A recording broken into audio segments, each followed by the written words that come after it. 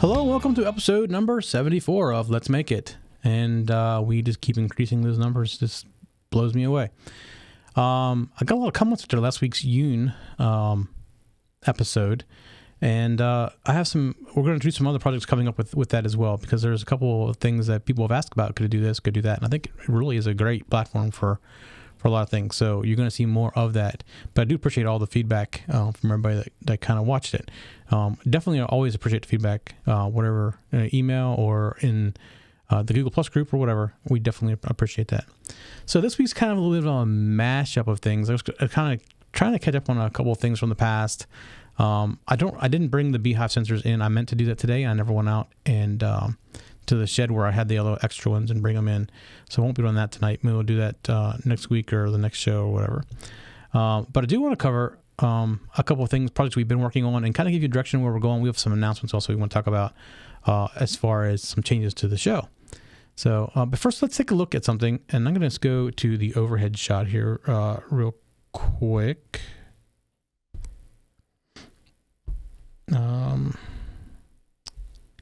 All right, so what's this look like? Okay, go to the third. Looks like a button, right? Okay, so I mentioned before about building a button for my dog when she has to go outside. That's what this is. And let's see. I actually have a power cord here, but I didn't plug it in yet. So I'm going to go ahead and plug it in real quick. And let's see. I have to go potty. All right, so that's the first thing it does when you first plug it in. It does it one time, just so you know it's working. And as it sits here and it's waiting for the dog, or you'll see occasionally, I don't know if you'll see it on the camera or not, but it blinks. There it goes. It's not very bright on the camera. So it blinks real slow.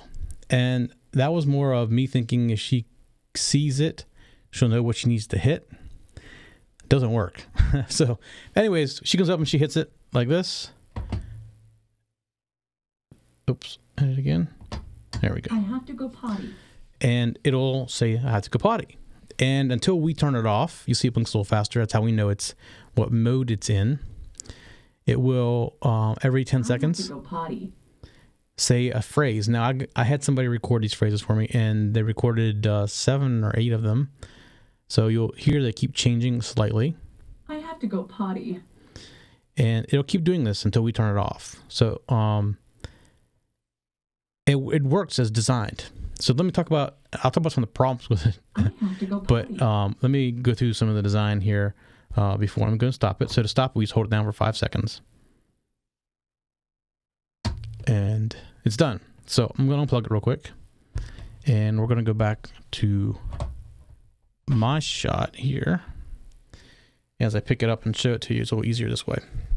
So this is a 3D printed box that I printed. And the button on top is basically a big button for games, for like video games. And then inside is an Arduino Uno and a Adafruit sound board. I can't think of the exact model of it. But, and then there's a speaker, and you can see right here I cut holes for the speaker. I didn't cut holes, actually I printed holes for the speaker. This is all 3D printed. And I designed all this in Inventor, Adobe Autodesk Inventor, and it took a long time to print. And actually, I'm glad it worked the first time because it took a long time to print, and it's a lot of plastic too. But you see on the back, there's the Arduino, and you can kind of see the board at the top. What I misjudged was where you plug the wires into for the speaker, and I turned them around so they face inside, but they're still over the edge. So I didn't have that board when I drew it out. I only had the Arduino itself. So you see you had to make a slight modification in the back to get it to sit through there. But this is the dog button. And she does use it, but she has to be coached to use it still. She hasn't gotten to the point where she goes to it when she has to go. She'll still stare at us before. And then when she goes to the door, she'll hit the button. The problem we have is she's not accurate. And I don't know if this is the same with most dogs or not, but she'll put her paw on it and she'll put it all over the place. She doesn't really know what the trigger is. And she eventually hits it, because she just keeps pushing around on it. So what I've thought about doing is either, I may try this just to see first, is take a piece of cardboard or a thin piece of wood and lay it up this way, and she pushes on this, push the button down, and see if she's better at doing that. And if that works, maybe I find a different kind of button rather than this game button. And I can use the same box, maybe, put on like a limit sensor type of button, and to be just as good as using this button. I assume this button was big enough. You'd think it'd be big enough, but it's not. Her accuracy is still very, very bad when it comes to hitting it. Raising on a small stool, and it's helpful. It makes it a little bit better, but still not great. So that was the doggy door button. So, and the other product I've been working on, well, a couple of them, is the beehive, which I have that working pretty decent. The one part that's not working good, and I think it's because I have a bad battery, is the solar part of it. It sometimes says the solar charger says the battery is overcharged, over discharged, something like that. But yeah, it still has 12 volts on it. So I don't really know if it's this charge controller that's not working right or what. But the actual sensors themselves is working great. I've actually added some more things to the actual box. So because I was having problems monitoring remotely the battery level, I put another Arduino in there, a little Arduino Mini that has a voltage divider and tells me what the voltage of the battery is. So that's kind of how I'm monitoring it remotely, because it's still pretty far away, and it's getting cold out. And if the snow starts to come soon, it's going to be covered in snow. So I kind of like to keep an idea of how long it's going to last on the batteries and things like that. But I have 3D printed a piece of plastic that actually will hold the sensor inside the hive in the frame. So I don't have all the sensors in there yet. But in the spring, when I get it out, I probably will take and cut a little bit of hive out, or a little bit of foundation out with the wax and everything, and I will screw that piece of plastic up into that on the other boards. So I only got it in one right now, and it's working. As soon as it's working fine, and it's wrapped with it's called brass something. It's like a brass cloth, and the bees don't seem to bother it. Somebody mentioned that somewhere else, and I tried it, and so far so good. So we'll know in the spring, and we'll especially if the bees make it through the winter. And then I'll do a better video on the whole thing. I'll bring it back up here and do a video on the whole piece put together. Okay, so here's some things that are going to be changing in the near future. We are going to move this show from Monday nights at 9 to Wednesday nights at 7. A couple of reasons. 9 seems to be a little bit too late for a lot of people, and 7's too early for me on a Monday. The other thing is I put it on a Monday thinking, I had the weekend to prepare, but it doesn't happen. So I would rather move it to Wednesday when I have a couple other shows, and I'm actually during the day Wednesday, typically around here. I'm here early and things like that. So it's better in the long run to move it to Wednesday. So we're going to move this show to Wednesday starting next week, if we have a show next week. Now, here's the other thing. We have a lot of things that are going on kind of in the studio right now that is disruptive, and I'm not sure how many more shows I'm going to get in by the end of the year. So it could be that we start out in January again on Wednesday. I don't know yet. I'm going to try to do shows, but if the studio is torn apart, and we got to put it back together just to do a show and then put it back the way it was, then I'm probably going to skip them until this project is over with. But it shouldn't take. Well, it might take the end of the year. It could take the end of the year. So I don't want to do any promises there or anything like that. The other thing is we have a full-time sponsor now, starting in January, and we will be doing some demonstrations for them of products, because they provide electronic products, kind of like things we play with, and we'll be able to get stuff from them. They may ask us to review certain things. We'll do that on the air. So, and we'll have somewhere you can go and save some money when buying your parts as well, hopefully. So that all starts in January. The other thing is we're going to start doing a little bit more with pre-recorded segments, because some of the things that I'm working on, and a great example is, which I haven't started showing this, that's just what we're going to start in January. First thing we're going to do in January is quadcopters. We're going to do a couple weeks on, not just quadcopters, hexacopters, anything electronic flying type of stuff. We're going to start in January. That's going to be the first show in January. And the thing is, when you build a quadcopter, it takes me a couple hours to go through things, or I modify a radio. Like I've modified my transmitter for the radio transmitter for the quadcopter, hexacopters, all that stuff.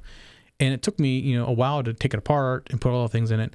So rather than sit here and have you guys be bored while I do it for hours, I'm going to pre-record it. I can fast forward through it. I can pause it for certain parts and things like that. So we're going to start doing some more of that. Plus, we have some other segments we like to do. One of the things that I get that were most requested was basic electronic things. So we've always gone into the Arduino and showed you code and done real basic things, but we never really taught electronics. So I want to go through and I want to create a segment, one segment a week. It'll do a real short segment about basic electronics. So if people are just getting started in this, they might not know the basics of electronics. I don't want to assume that. And at this point, I have been assuming that. So we're going to start going through and doing some basic things like that, as far as, what's voltage, Ohm's law, real basic stuff. And then we're going to start building up so that if somebody's just getting into this, they can go back and watch the old episodes and learn going forward from these small segments.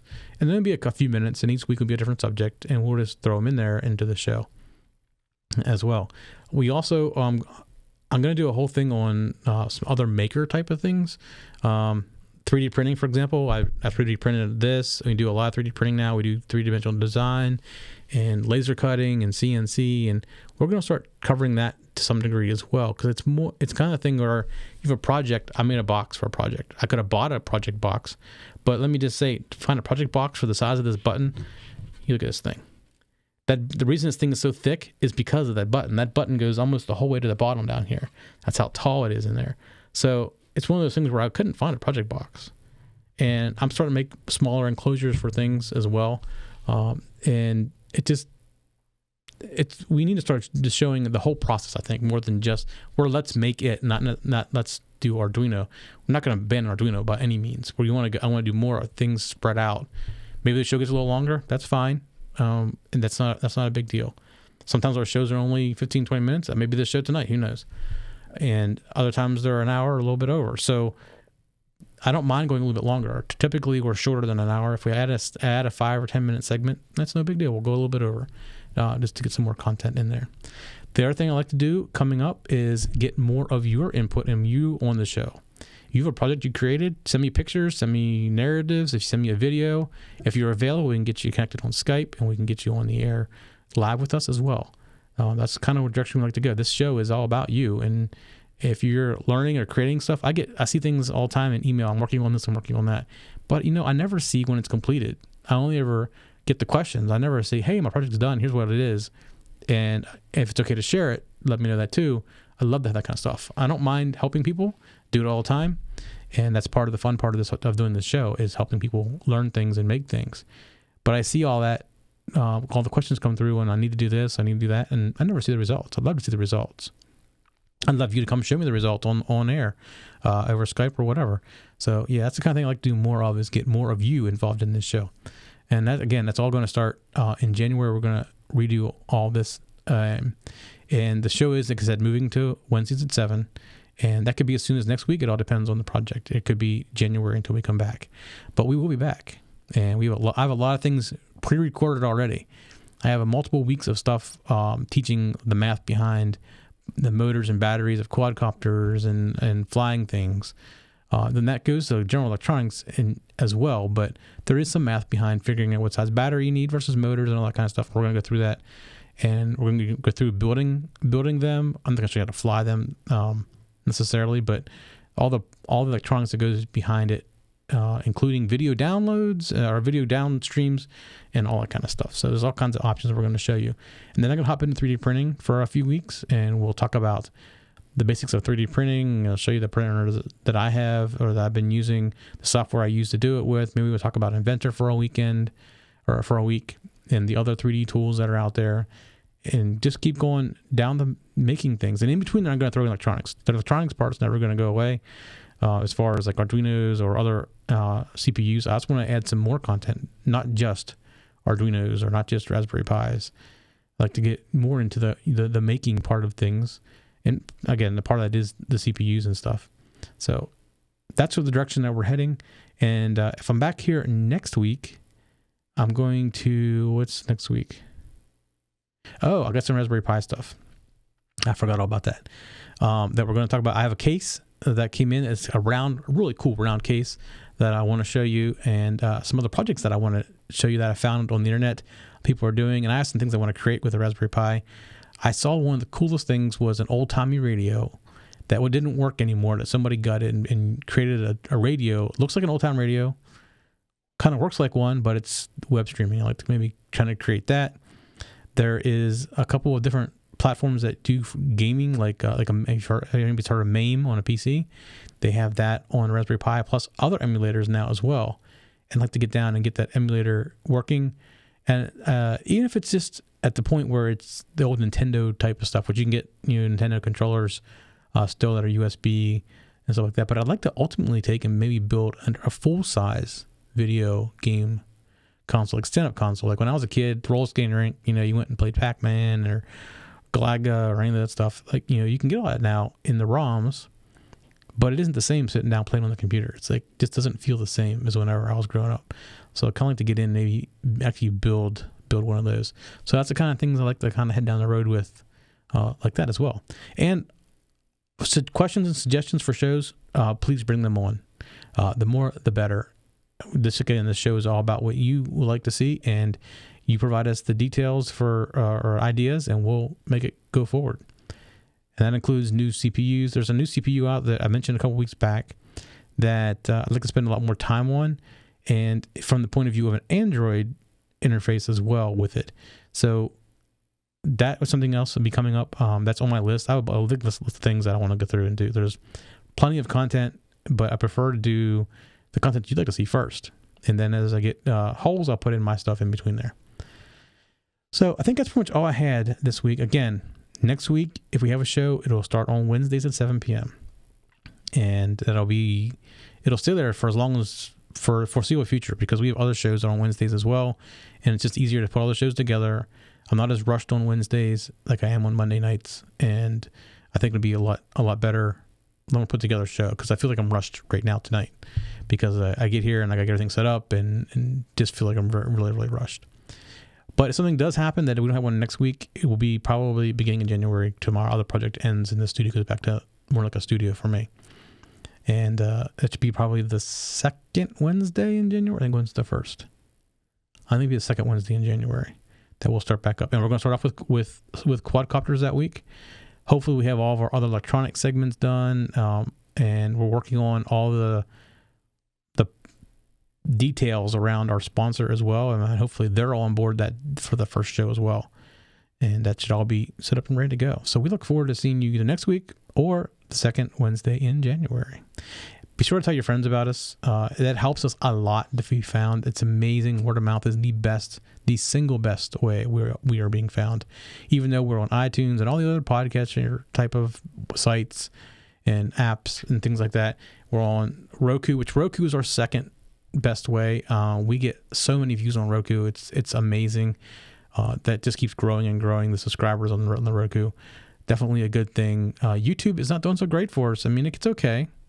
And I like to maybe get that boost a little bit. So if you got some friends and you're watching on YouTube, do like us and spur us around a little bit. That does seem to be our weak point, but we'd love to grow that point. All right, everybody, have a great week, and we'll either see you next week or we'll see you next year. For show notes for this show, contacts, and more, go to the techzen.tv website, where you can get show notes for all of our shows. We love to hear from our viewers and listeners. We have an email, a Twitter, and a phone number where you can contact us for each show. For details, visit the techzen.tv website and get the show details. You can also make a video and upload it somewhere like YouTube or Vimeo, and then just send us a link.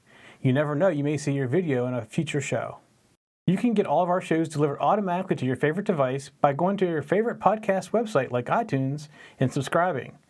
Each of our shows also has a YouTube channel you can subscribe to get regular updates. Our shows are also available on most internet radio networks like Stitcher and TuneIn Radio.